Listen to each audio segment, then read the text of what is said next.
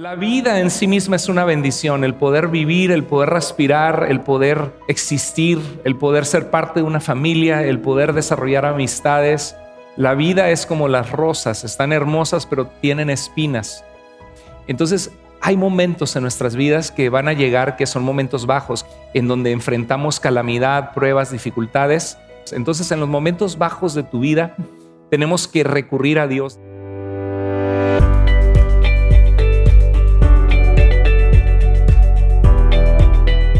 Vamos a preparar nuestro corazón como siempre para la palabra del Señor, lo que Él tiene para nuestras vidas. La vida cristiana es una bendición. La vida en sí misma es una bendición. El poder vivir, el poder respirar, el poder existir, el poder ser parte de una familia, el poder desarrollar amistades, el poder formar una familia. A los que a Dios nos ha dado el privilegio de ser padres, poder tener hijos y amar a tus hijos. Por supuesto que es difícil. Por supuesto que los niños lloran, nos quitan la paciencia, hay que cambiar los pañales, hay que preocuparse en la noche porque están ardiendo en calentura. La vida es como las rosas, están hermosas pero tienen espinas.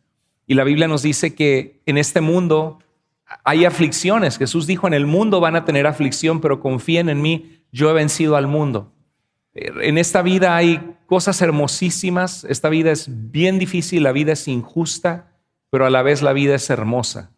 Y la vida cristiana, cuando venimos a Cristo, podemos pensar que Dios puede ser una especie como de genio de la lámpara de Aladino, que lo tenemos a nuestro lado y que nunca vamos a sufrir, pero no es así. La Biblia nos dice que los cristianos, cuando vemos la vida de los siervos de Dios, vemos que sufren, que pasan aflicciones. El apóstol Santiago, que fue medio hermano del Señor Jesús, hijo de José y María, líder de la iglesia en Jerusalén, él escribe una carta hermosa en el Nuevo Testamento y dice que tengamos por sumo gozo cuando tenemos que pasar por distintos tipos de pruebas, por pruebas multicolores en nuestras vidas, porque la prueba de nuestra fe produce paciencia.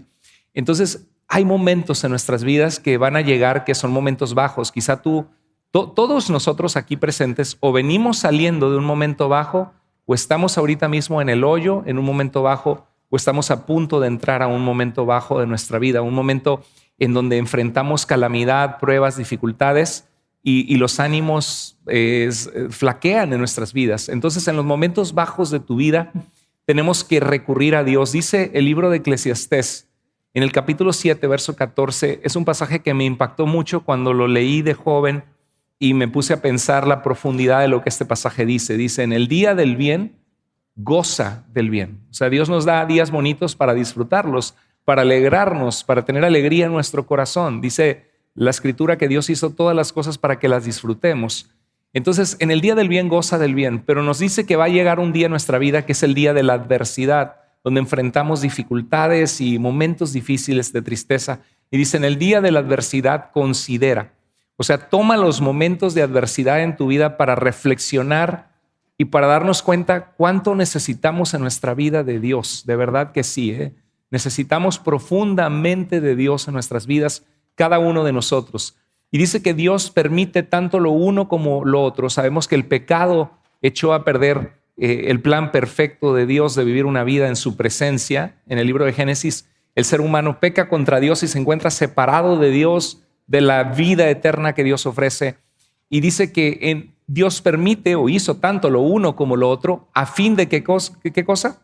A fin de que el hombre, el ser humano, nada halle después de él.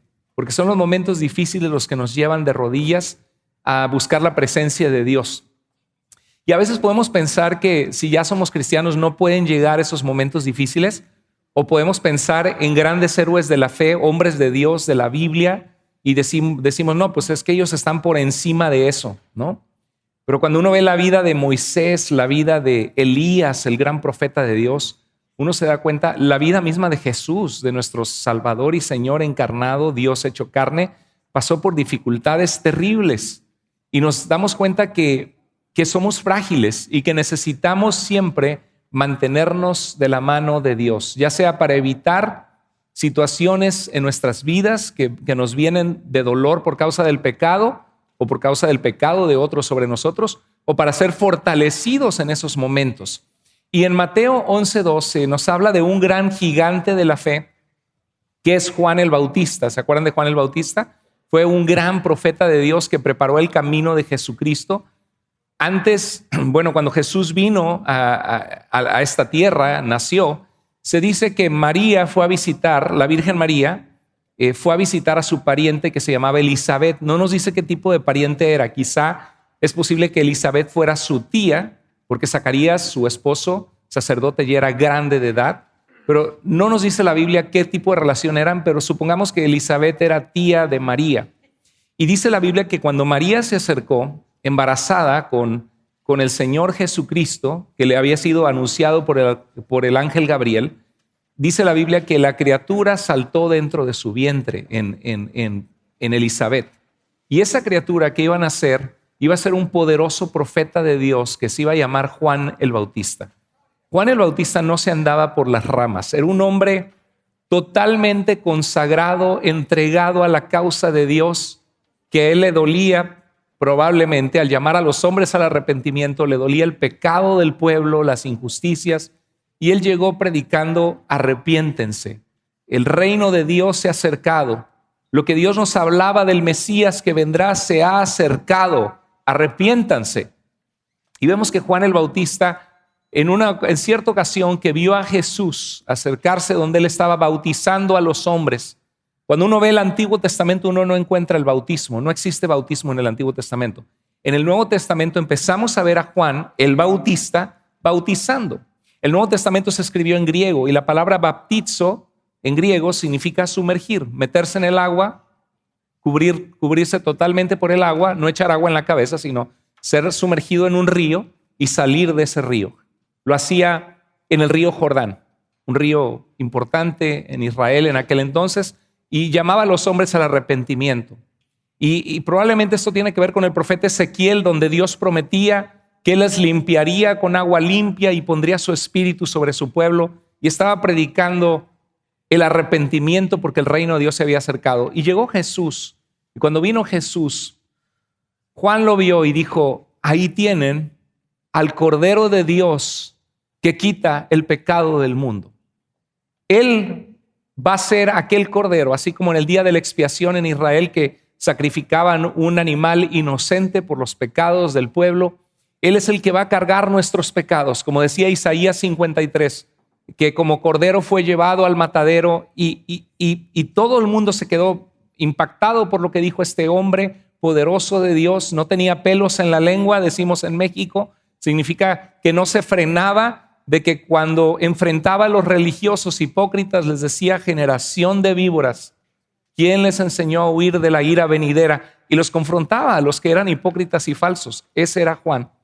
Y este hombre de Dios, Juan, fue el que en cierta ocasión, dos de sus discípulos, cuando oyeron que él habló de Jesús y que dijo que él no era ni digno siquiera de desatar la correa de su calzado, dijeron, bueno, le permitió Juan a sus discípulos seguirle a él, y uno de ellos era Andrés. Y Andrés, siguiendo a Jesús, cuando Jesús se volteó y vio que lo seguían, le dijo: vengan y vean. Y esa fue la preparación de que Andrés trajo a su hermano Pedro. O sea, Pedro y Andrés, bueno, Andrés por lo menos, antes era discípulo de Juan el Bautista. Entonces, ¿cómo es posible que un hombre de Dios tan poderoso que fue profetizado en las Escrituras, de repente cae en la cárcel por una injusticia, por predicar la verdad? Y dice: Juan estaba en la cárcel, y al enterarse de lo que Cristo estaba haciendo, envió a sus discípulos a que le preguntaran. A ver, ¿qué le va a preguntar Juan el Bautista en la cárcel? Recordamos que una vez que Juan fue puesto en la cárcel, él se enfrentó al gobernador de su región y dijo, porque ese gobernador estaba con la esposa de su hermano, estaba cometiendo adulterio. Y cuando lo vio Juan el Bautista, le dijo la verdad: estás pecando contra Dios, lo que estás haciendo es incorrecto, está mal, porque andas con la mujer, no te es permitido delante de Dios estar con la esposa de tu hermano. Y entonces lo metieron a la prisión, y de esa prisión Juan nunca más iba a salir. Ustedes conocen la historia, que le pidieron la cabeza de Juan el Bautista, y él estaba en esta prisión antes de su muerte, y manda a preguntar a Jesús esto. Mateo 11:3. ¿Eres tú el que ha de venir, o debemos qué? esperar a otro? ¿No se te hace una pregunta muy, muy rara, muy fuerte, cuando él mismo había dicho, aquí tienen al Cordero de Dios que quita el pecado del mundo? Yo quiero que hagamos algunas reflexiones acerca de esto. Ya vimos que dice en Lucas 7, 27 al 28, dice, este es quien está escrito, dijo Jesús, de Juan el Bautista, yo estoy por enviar a mi mensajero delante de ti, el cual preparará tu camino. Y está citando al profeta Malaquías en el capítulo 3, en el verso 1. El profeta Malaquías profetizó como por el año 400, entre el 460 y 432 antes de Cristo. Y fue el último profeta del Antiguo Testamento en profetizar 400 años antes de que naciera Jesús. Y termina con habla de esta profecía, de este Mesías de Dios, y dice que alguien va a preparar el camino del Señor. Y luego en el verso 28 dice Jesús, les digo que entre los hijos nacidos de mujer, entre los seres humanos mortales, dice, no ha habido nadie más grande que ¿quién? Que Juan. Pero es bien interesante porque Jesús dice, pero el más pequeño en el reino de los cielos es más grande que él, mostrando que el que es humilde delante de Dios, el que es humilde ante Dios es ¿qué? Es grande, ¿sí? Y el que se cree grande y el que se cree que no necesita a Dios o que es más sabio que todos los demás ante los ojos de Dios es pequeño. Dice la Biblia, el que se exalta será humillado, pero el que se humilla será exaltado. Pero en este caso, que de los labios de Jesús diga que no ha habido nadie más grande que Juan, son palabras mayores. ¿Están conmigo? Fue un hombre poderoso de Dios, un profeta de Dios. Su mensaje en Mateo 3:2 era arrepiéntanse o vuélvanse a Dios, porque el reino de los cielos, el reino de Dios está cerca. ¿Por qué? Porque acababa de nacer el Mesías ya estaba entre ellos, iba a comenzar su ministerio de sanidad, iba a enseñar a sus discípulos, iba a morir en una cruz injustamente, iba a ser abofeteado, escupido, llevar nuestros pecados, iba a vencer la muerte con poder, iba a mandar a los discípulos y les dijo, vayan y hagan discípulos de todas las naciones. Y yo estaré con ustedes todos los días hasta el fin del mundo. Y eso es lo que hacemos como iglesia 2000 años después, proclamando a ese Jesús que venció la muerte. Pero Juan el Bautista preparó el camino de Jesús. Y dice en el verso 5 y 6, la gente de toda la región salían a oírle, confesaban sus pecados. Es muy importante, si tú quieres acercarte a Dios, reconocer tu condición, que has fallado, que has pecado contra Dios, pero que Dios quiere amarte, quiere recibirte. Dios ya te ama, pero Dios quiere recibirte y Dios quiere limpiarte de tus pecados. Dice, confesaban sus pecados y Juan los bautizaba en el río Jordán. Y su misión era eso. Mateo repite lo que dijo también Jesús en Lucas y dice, Juan era aquel a quien Dios había dicho por medio del profeta Isaías, ahora citando a Isaías, no a Malaquías, dice, una voz grita en el desierto, preparen el camino del Señor. ¿Quién es el que preparó el camino de Jesús? Juan el Bautista. Por eso Andrés, uno de los discípulos de Juan el Bautista, siguió a Jesús y preparó diciendo, el reino de Dios se acerca. La gente empezó a preparar su corazón para la venida del Mesías. Y eso decía el profeta Isaías en el capítulo 40, verso 2. Dice en el verso 3, Isaías 40, una voz proclama, preparen en el desierto un camino para el Señor, enderecen en el desierto un sendero para nuestro Dios. Bueno, el libro de Mateo y Jesús nos dice que Juan era un tremendo profeta de Dios anticipado en las Escrituras. En Malaquías 4, 5 al 6 dice, yo les envío al profeta Elías. Pues dice, pero espérate, pastor, el profeta Elías no era Juan el Bautista. Y algunos llegan a decir, ¿será que Elías reencarnó? ¿Sí ha escuchado por ahí algunas cosas? Algunas veces que dice la gente, ¿será que Elías reencarnó? Porque dice que era el Elías que habría de venir. Bueno, Elías es un profeta en la Biblia que no vio muerte, que Dios se lo llevó antes de experimentar la muerte física. Y lo que dice es que alguien vendría con el poder de Elías. Dice, antes que venga el día del Señor. Ahora, los profetas del Antiguo Testamento, al ver las injusticias, la maldad de la vida, imagínate la guerra, ¿no? Qué horrible es la guerra. Ahorita la guerra en Ucrania, en Rusia, Israel con el grupo Hamas y todos los palestinos inocentes también que han tenido que emigrar y morir injustamente por una guerra. qué terrible es la guerra porque desplaza a miles y miles de personas. De repente ves tu casa bombardeada, tu mamá muerta, tu esposa, tus hijos sin vida y de repente dices, bueno, ¿ya para qué vivo? ¿No? Estoy perdiendo a la gente que amo, no hay dinero, no hay calefacción en la noche con el frío, hay escasez de comida, la guerra es horrible. Y en la Biblia Dios contempla que los seres humanos son bien peleoneros, bien ventajistas, que cada quien busca lo suyo propio, que estamos en un mundo de absoluta injusticia y maldad. Y en medio de eso, el profeta Malaquías decía, yo les enviaré a Elías, alguien con el poder de parte de Dios de proclamar un mensaje de Dios, así como Elías, antes que venga el día del Señor, y le llama como un día grande y terrible. ¿Sabes para quién va a ser terrible la venida de Cristo? El día de la venida de Cristo para ejecutar juicio sobre la maldad y las naciones pecadoras alejadas de Dios. Va a ser terrible para los pecadores. Y por eso le llama un día terrible. Pero también dice que este profeta que va a preparar el camino del Señor, dice en Malaquías, él hará volver el corazón de los padres hacia los hijos y el corazón de los hijos hacia los padres. O sea, Dios comienza en nuestras vidas una restauración que comienza donde estamos.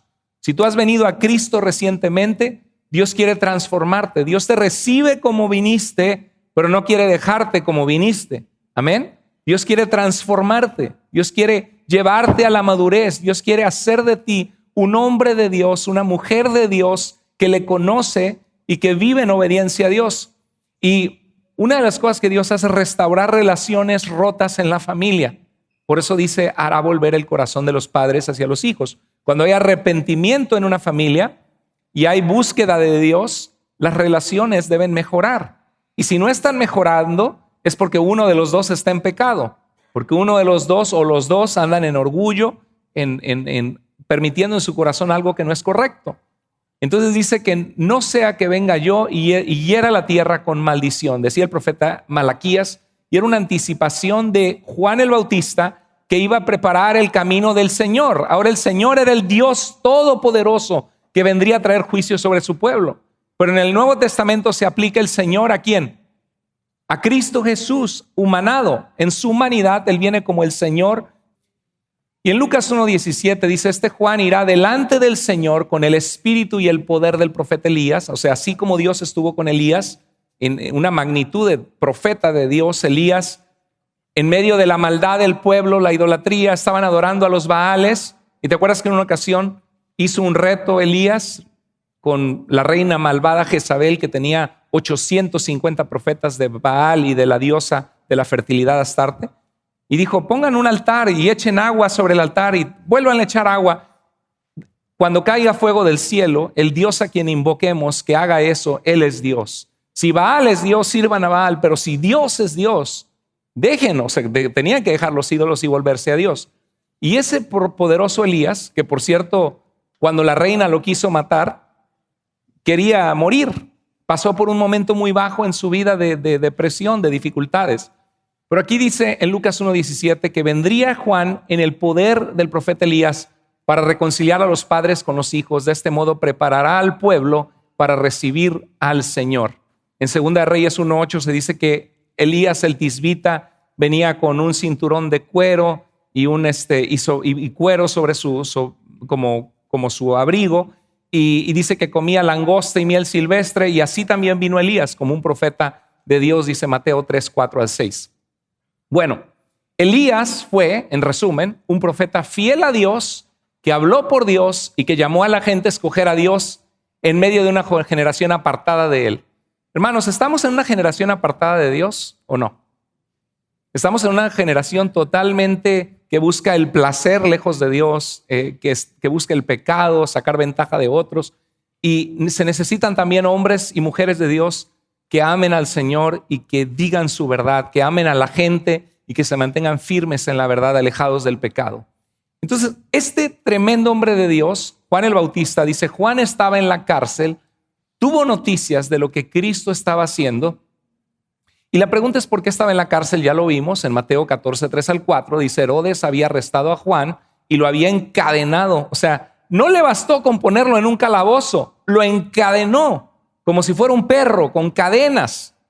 Y dice, por causa de la mujer de Felipe, su hermano, pues Juan le decía, ¿qué le decía? No te es permitido tenerla. Juan le decía, no, yo no juzgo, yo no me meto en la vida de otros, ¿verdad? Vive y deja vivir. No juzgues para que no seas juzgado. Hay gente que es su versículo favorito. Jesús dijo, no mires la paja en el ojo de tu hermano.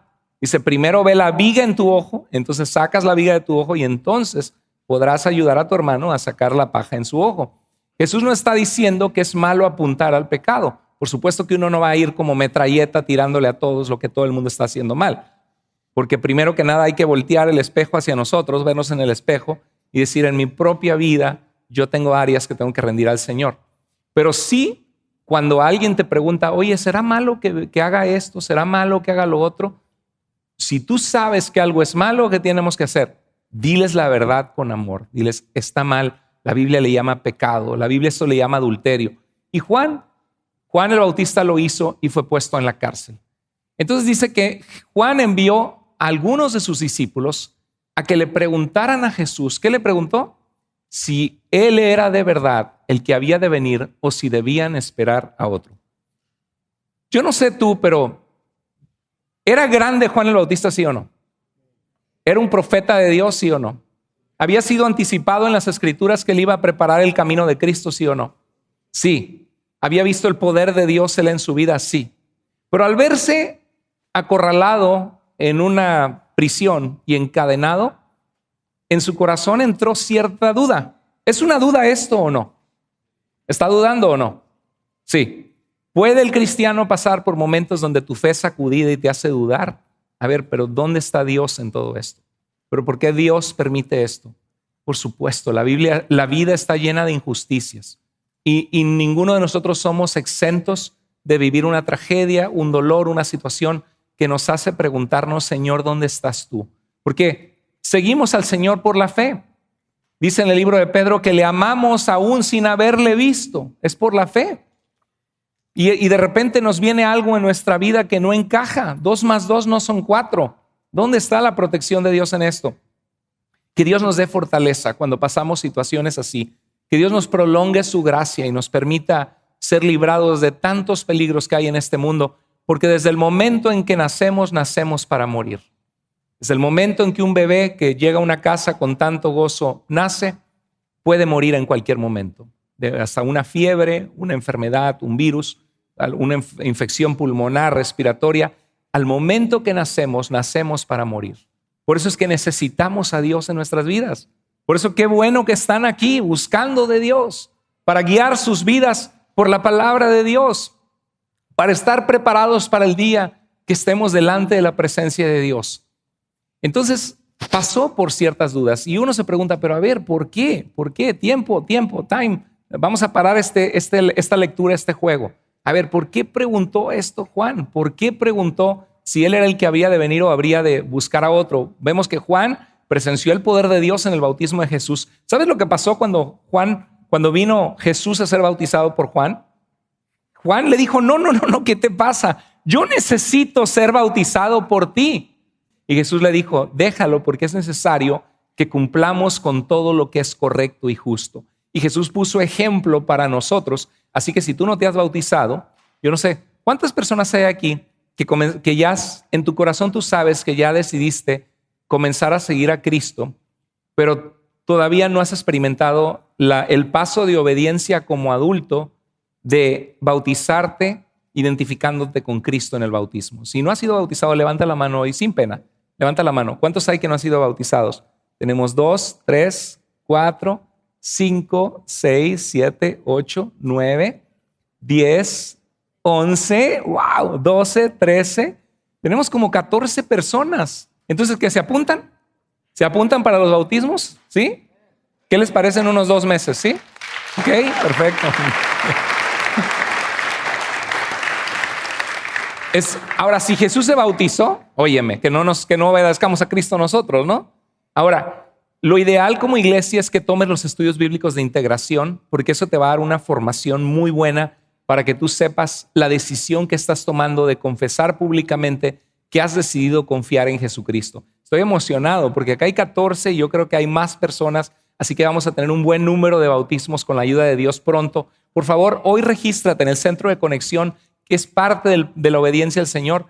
Pero Juan, en el bautismo de Jesús, ustedes saben que en el bautismo de Jesús bajó el Espíritu Santo y se habla como en forma de una paloma. Una paloma es blanca, ¿no? Y con el sol sus alas pueden brillar. A lo mejor un tipo, no dice que era una paloma precisamente, sino en forma era como quizá alguna luz que vino, algo blanco que vino sobre Jesús y estaba el Espíritu dando testimonio, la presencia de Dios manifestándose de una forma visible. Y se oyó una voz del cielo del Padre que decía: este es mi Hijo amado en quien estoy complacido. ¿Se acuerda? Ahora, ¿Juan escuchó esa voz, sí o no? Sí. Entonces, ¿por qué aquí le manda a decir: ¿eres tú el que ha de venir o esperaremos a otro? ¿Tú crees que pudo haber influido estar en un calabozo amarrado y encadenado? Como que dijo: híjoles, esto sale de la ecuación.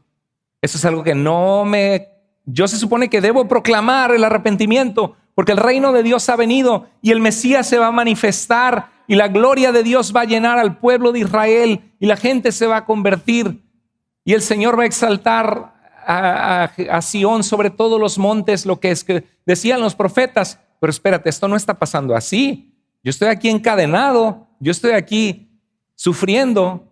Es Él. Y luego lo veo sanando, pero no lo veo trayendo la ira de Dios sobre la maldad en este tiempo.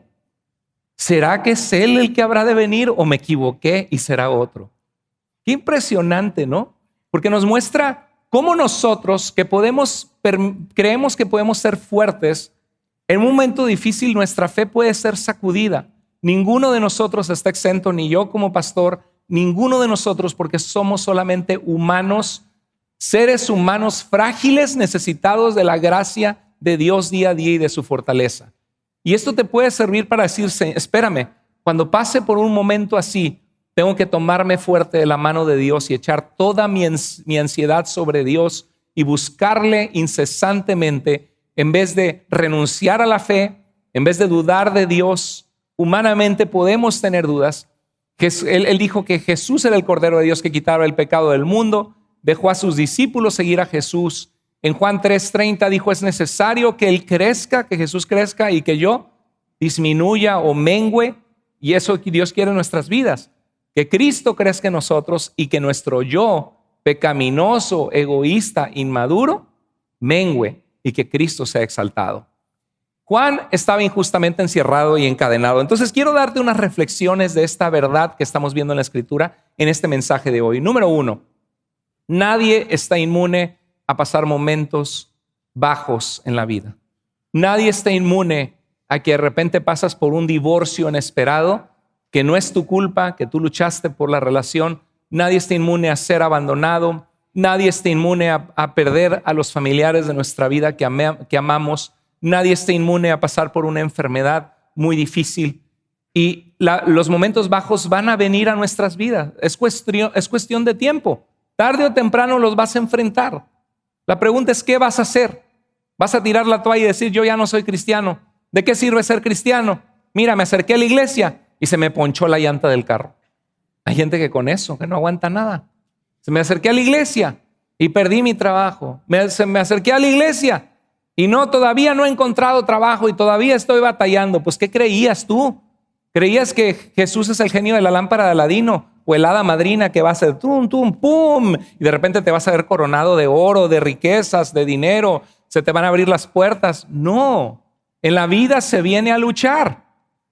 Nacemos llorando, nos da la nalgadita el doctor, nacemos llorando y nos vamos llorando. En la vida hay sufrimiento, hay aflicciones. Número 1, reflexión. Nadie está inmune a pasar momentos bajos sin importar tus logros pasados. ¿Sí? Porque cualquiera diría: no, pues Juan el Bautista tremendo, todo le va a ir bien. No, y eso es triste. Y se llora amargamente y se llora difícil cuando pasamos momentos así. Que Dios nos libre, que Dios nos fortalezca. Segundo lugar, en los momentos bajos es cuando estamos más propensos al desánimo y a la duda. Hermano, hermana, animémonos unos a otros. Si ves a tu hermano desanimado, anímalo. Anima a tu hermana en Cristo, a tu amiga que está pasando dificultades. Y en esos momentos, ¿qué tenemos que hacer en esos momentos? Confiar en lo que Dios, en quién Dios es, en su carácter y en lo que Dios ha prometido. En los momentos bajos es cuando estamos más propensos al desánimo y a la duda. Yo no sé si tú vienes aquí a este mensaje y tú dices, híjoles, parece que le dijeron al pastor lo que estaba pasando por mi mente. A veces así pasa, ¿eh? Y eso es el Espíritu Santo que planeó este mensaje especial para ti porque te ama y porque cuando uno busca de Dios, su palabra nunca vuelve vacía. Él nos prepara, Él nos habla y nos dice en el corazón, hey, no me he olvidado, estoy contigo en las dificultades. En los momentos bajos es cuando estamos más propensos al desánimo y a la duda. En momentos de dolor nos sentimos abandonados, a veces abandonados por Dios, nos sentimos en shock. ¿Por qué me pasó esto a mí? Nuestro mundo se desfigura. Por ejemplo, Jesús en Mateo 27:46 exclamó a gran voz, gritó en la cruz y dijo, Dios mío, Eloí, Eloí, lama sabactani. ¿Te acuerdas en arameo? Dijo, ¿por qué me has abandonado? Si Jesús pasó por un momento de aflicción en su humanidad así de terrible, imagínate nosotros. Tenemos que ser firmes. Pero también dijo, Padre, ¿qué diré? Líbrame de esta hora. Dice, no, para esta hora he venido. Padre, glorifícate. Tremendas palabras. Tercera reflexión que podemos ver de la situación de Juan el Bautista. En los momentos bajos de tu vida, examina tus expectativas. Examina por qué te sientes defraudado por Dios, por qué te sientes abandonado por Dios o como que Dios te falló. Sí, o sea, tenemos expectativas, que Dios va a cuidar de nosotros siempre, que nunca nos va a pasar algo malo, que Dios nos va a guardar y humanamente nos podemos sentir defraudados como que Dios se olvidó de nosotros. Puede pasar, la vida es injusta, la vida no es matemáticas, 2 más 2 son 4. Jesús no había cumplido las expectativas de Juan aún sobre el juicio de Dios sobre los enemigos de Dios y la maldad. Entonces dijo, ¿cómo que ya estoy aquí encadenado? A lo mejor me van a matar y no veo que Jesús todavía traiga este juicio. Juan se preguntaba si habría otro a quien deberían esperar.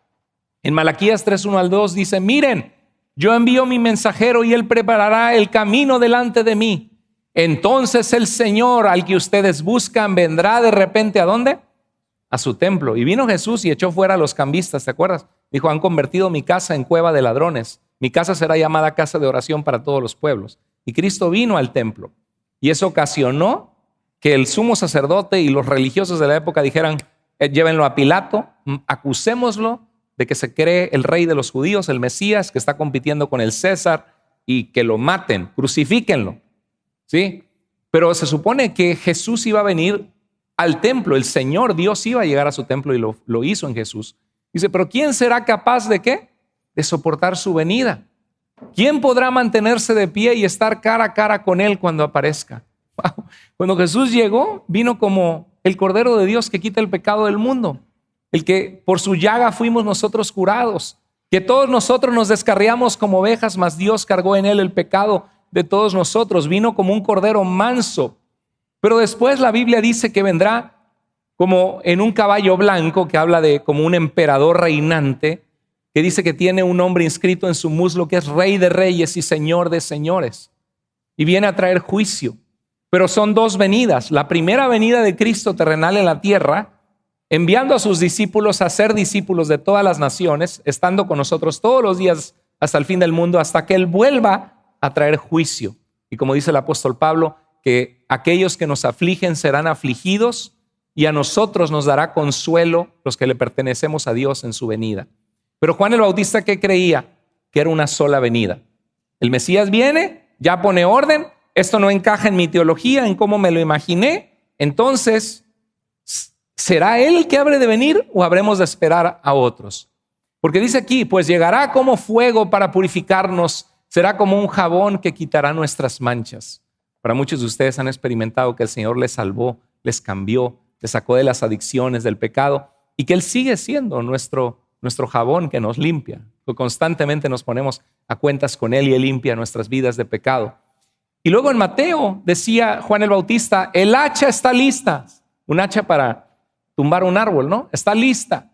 Todo árbol que no dé buen fruto, ¿qué dice? Se corta y se echa al fuego. Está duro, ¿verdad? Porque no nada más pensamos en el Jesús que te ama, dale una oportunidad, sino se habla de un día de juicio en el que la injusticia y la maldad serán destruidas en este mundo. Y dice, yo los bautizo con agua, pero el que viene después de mí los bautizará con el Espíritu Santo y con fuego. Y hay gente que pone juntas estas palabras y dice, con fuego, porque en los judíos el fuego representa poder. Pero aquí habla de fuego de juicio, porque sigue diciendo, trae su pala en la mano y limpiará el trigo y lo separará de la paja, guardará su trigo en el granero son sus hijos que le aman y se mantienen fieles hasta que él venga. Y dice, guardará su trigo en el granero, pero ¿qué hará? Quemará la paja en un fuego que nunca se apagará, hablando del infierno. Entonces, para Juan el Bautista, Cristo venía a traer ¿qué cosa? A traer juicio también, ¿no? Entonces lo ves sanando gente y pues no nada más viene el juicio. Entonces, ¿qué hay que hacer? Cuando vienen momentos en nuestra vida que nos causan shock y decimos, ¿dónde está Dios? Si Dios estuviera conmigo, si Dios me amara, no hubiera pasado esto, Dios no hubiera permitido esto. Lo que tenemos que hacer es reajustar nuestras, ¿qué cosa? Expectativas. El problema no es Dios, sino nuestras expectativas y que podemos desconocer el plan que Él tiene. Las expectativas cerradas pueden causarnos confusión o desilusión de Dios o de nuestra fe. ¿Están conmigo, iglesia? ¿Sí? Es palabra de Dios. Estamos aprendiendo algo del carácter de Dios. Muchas iglesias, Dios es bueno, Dios es fiel, Dios bendice a su pueblo. Pero a veces hay muchas predicaciones que hablan y Dios nos va a bendecir y Dios te puso como cabeza para estar al frente y no cola. Y Él te restituirá todo lo que el enemigo te quitó. Y toda la iglesia aplaude y brinca en algunas iglesias y se emocionan. Pero esto también es parte de la vida cristiana, del evangelio, de la verdad de Dios. Entonces, ahora, eso no significa que nuestra vida es puro recibir palos y todo mal. No, Dios es bueno, Dios es fiel. Él viene a traer vida a nuestras vidas y vida abundante. Dios bendice. Pero tenemos que saber que Él es soberano, que Él es Dios y que nosotros no somos Dios, ¿ok? Y que no todo lo que nos imaginamos va a ser siempre. En Mateo 16:21, cuando Jesús revela que tiene que ir a la cruz y le dice que sufriría muchas cosas terribles a manos de los líderes principales, lo matarían, pero al tercer día, ¿qué dice? Resucitaría. ¿Qué hace Pedro? Pedro lo lleva aparte y le dice, Señor, no, esto jamás te sucede a ti. Y Jesús se dirige a él y le dice, aléjate de mí, Satanás, me eres tropiezo, porque no pones la mira en las cosas de Dios, sino en la de los hombres. ¿Qué pasó con Pedro? Tampoco entendió el plan, ¿verdad? Tenías otras expectativas. Ahora, ¿creen que nos puede pasar eso en nuestra vida a nosotros como personas que estamos buscando seguir a Dios o no? ¿O solo le pasó a Juan el Bautista y a Pedro? ¿Nos puede pasar a nosotros o no? Que a veces pensamos, no, pues si yo estoy buscando a Dios, todo va a estar bien. Como una varita mágica, paz, y ¡pum! Se abren las puertas y pura felicidad y alegría y no voy a batallar con mis hijos, ni con el matrimonio, ni con la pareja, todo, no voy a ser tentado, todo va a caer del cielo. No siempre es así, no siempre es así. Entonces, cuida tus expectativas. Cuarta reflexión. En los momentos bajos de tu vida, no tomes decisiones importantes drásticas. Imagínate si Juan el Bautista hubiera tomado una decisión drástica y le hubiera dicho a sus discípulos, no es él no es el Mesías, perdón que me equivoqué. Y hay gente que a veces toma decisiones drásticas, están batallando un día en el trabajo y dicen, pues me voy, y le hablan mal al jefe, ¿no? Pues usted quédese con su trabajo, al cabo que ni lo quiero, ni lo necesito, de por sí casi ni paga nada. Y te vas y luego sufriendo. ¿Y qué pasa? Ya pasaron 4 meses, ¿encontraste trabajo? No. Todavía ando buscando.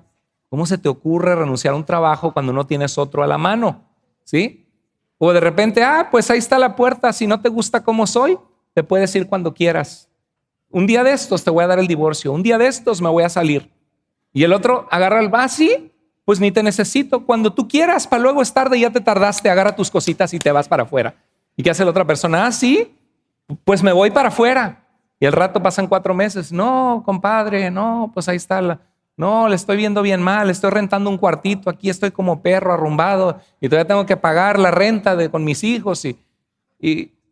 ¿Por qué? Porque la gente toma decisiones en un momento apresurado. No toma decisiones en oración, en decirle, Dios, yo no entiendo lo que está pasando. Para mí no tiene sentido, Señor. Estoy frustrado, estoy frustrada. Señor, yo no sé por qué estoy viviendo esto, yo sé que te agradezco por la vida, porque estoy vivo, porque, Señor, porque he vivido muchas cosas y he tenido sonrisas en mi vida, pero estoy pasando un momento bajo. Señor, ayúdame a entender.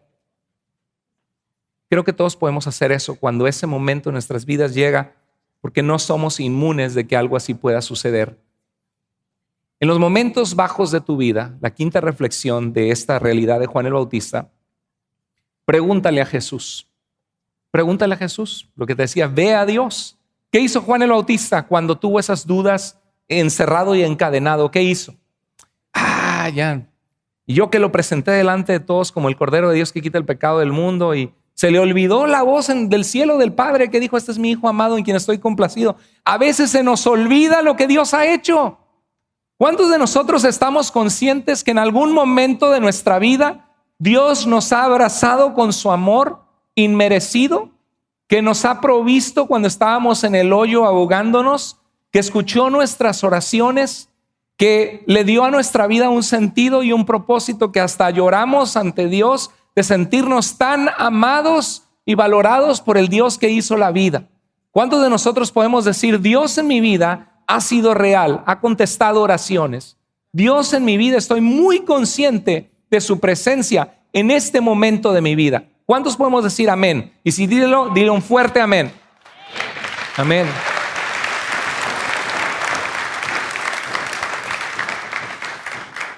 Pero la realidad es que cuando pasamos por un momento bajo, ¿qué pasa? Se nos olvida lo que Dios ha hecho.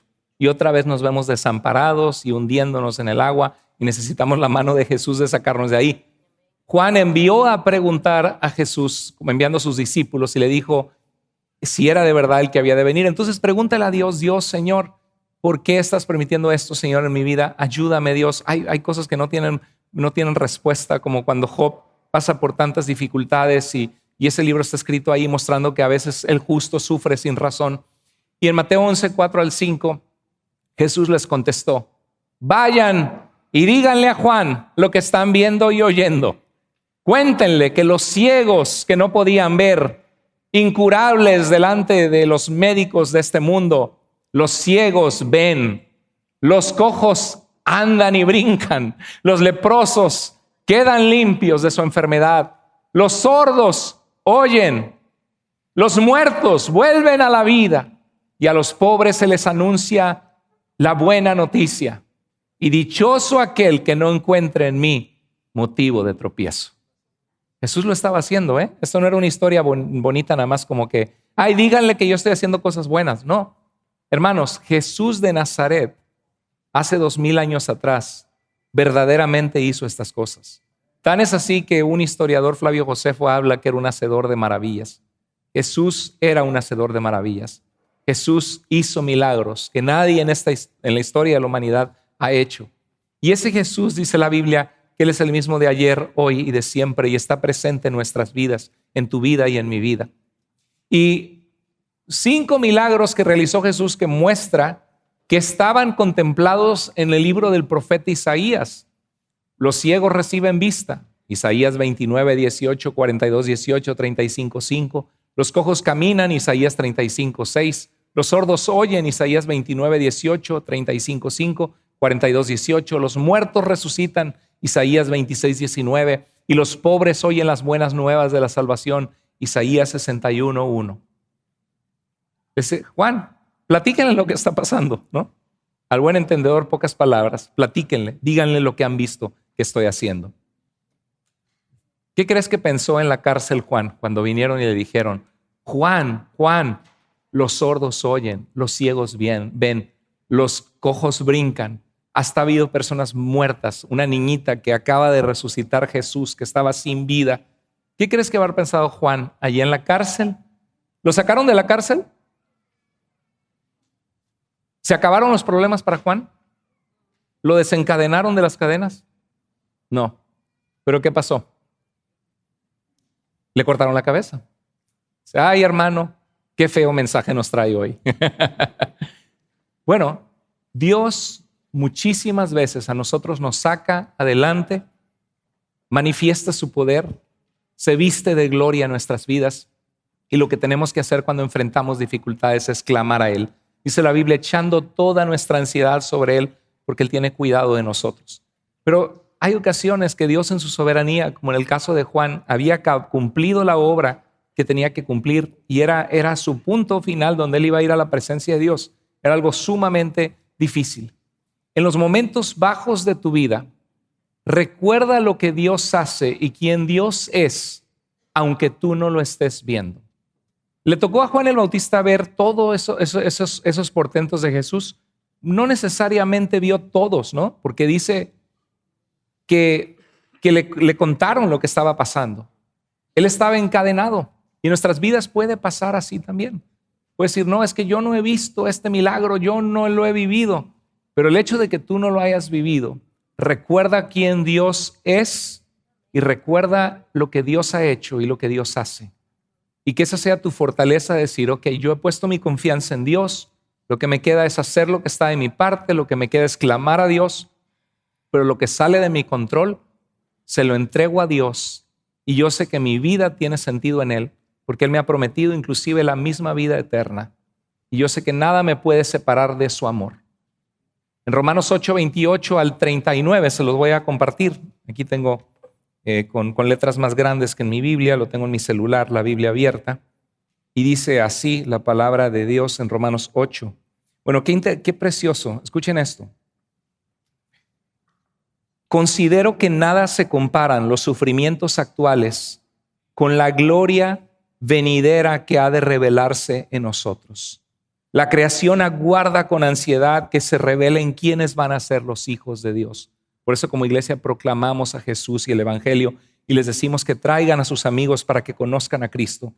Dice, pues fue sometida a frustración y dice que la creación misma ha de ser liberada de la corrupción que le esclaviza, la enfermedad, el pecado, los desastres naturales, para así alcanzar la gloriosa libertad de los hijos de Dios. Sabemos que toda la creación todavía gime como si tuviera dolores de parto para que viniera Cristo. Y no solo ella, sino también nosotros mismos, que tenemos al Espíritu en nosotros, gemimos interiormente mientras aguardamos nuestra adopción como hijos, es decir, la redención de este cuerpo corrompido, de este cuerpo propenso a la enfermedad. Dice, pero en esperanza fuimos salvados. Pero esperar lo que ya se ve no es esperanza. ¿Quién espera lo que ya tiene y lo que ya ve? Pero si esperamos lo que todavía no vemos, en la espera mostramos nuestra constancia y nuestra fidelidad a Dios. Amén. Dice, asimismo en nuestra debilidad el Espíritu acude a ayudarnos. No sabemos qué pedir, pero el Espíritu mismo intercede por nosotros con gemidos que no pueden expresarse con palabras. El Señor está con nosotros, el Espíritu está presente. Y Dios que examina los corazones sabe cuál es la intención del Espíritu, porque el Espíritu intercede por los creyentes conforme a la voluntad de Dios. Ahora bien, sabemos que Dios dispone todas las cosas para el bien de quienes lo aman, los que han sido llamados de acuerdo con su propósito. Porque a los que Dios conoció de antemano en la eternidad pasada, cuando Dios sabía quiénes eran los que responderían a la fe y serían sus hijos, Dios desde la eternidad ya te conoció. A los que Dios antes conoció, también los destinó a ser transformados según la imagen de su Hijo, para que Él sea el primero entre muchos. A los que destinó a esta gloria, los llamó, los justificó, los declaró justos, y también Pablo lo ve como que ya vamos a ser glorificados aquellos que somos de Cristo. ¿Qué diremos frente a esto? Si Dios está con nosotros, ¿quién puede estar contra nosotros? El que no escatimó o valoró o se aferró ni a su propio Hijo, sino que lo entregó por todos nosotros, ¿cómo no habrá de darnos generosamente junto con Él todas las cosas? ¿Quién acusará al pueblo escogido de Dios? Dios es el que los ha recibido y los ha declarado justos. ¿Quién los condenará? Cristo Jesús es el que murió e incluso resucitó y está a la derecha de Dios el Padre e intercede por nosotros. ¿Quién nos separará del amor de Cristo? ¿La tribulación o la angustia? ¿La persecución? ¿El pasar escasez económica? ¿El hambre? ¿El no tener ropa? ¿El peligro o la espada? Así está escrito. Por tu causa, por ser fieles a Dios, algunos pasan persecución y nos llevan a la muerte. Nos tratan como ovejas para el matadero. Sin embargo, en todo esto, en las cosas difíciles que nos toquen vivir en la vida, dice, somos más que vencedores por medio de aquel que nos amó. Pues estoy convencido de que ni la muerte, ni la vida, ni nada en esta vida, ni los ángeles, ni los demonios, ni lo presente, ni lo porvenir, ni los poderes, ni lo alto, ni lo profundo, ni cosa alguna en toda la creación podrá apartarnos del amor que Dios nos ha manifestado en Cristo Jesús, nuestro Señor. Gloria a Dios, gloria al Señor. Denle un aplauso al Señor, su palabra.